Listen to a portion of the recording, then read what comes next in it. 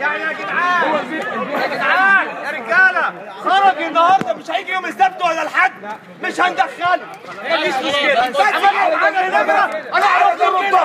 هنعرف نردها اللي حكموا على الناس وارتصتهم مش هندخله، مفيش مشكله. احنا بنتكلم في قرار لما يحرقوا علم مصر على عندنا مفيش مشكله. متشكرين يا رجاله، متشكرين يا رجاله. هم ما بيخرجوش من اليوم في بالهم ورا. انا دخلت قابلته وعارف يخش من الباب ويطلع من الباب اللي ورا.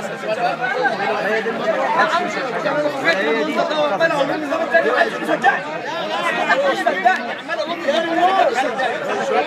احنا هيقوم يتخرج كمان.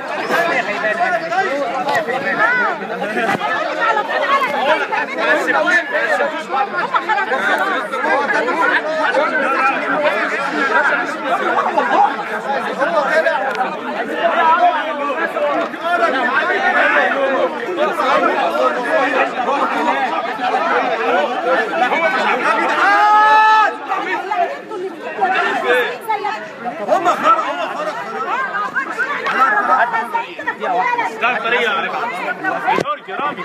رامي حتى قال لحضرتك هو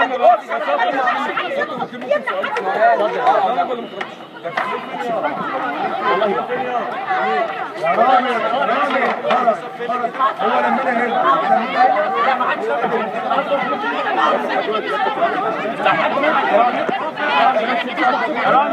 رامي افتح الطريق يا ريموش، افتح الطريق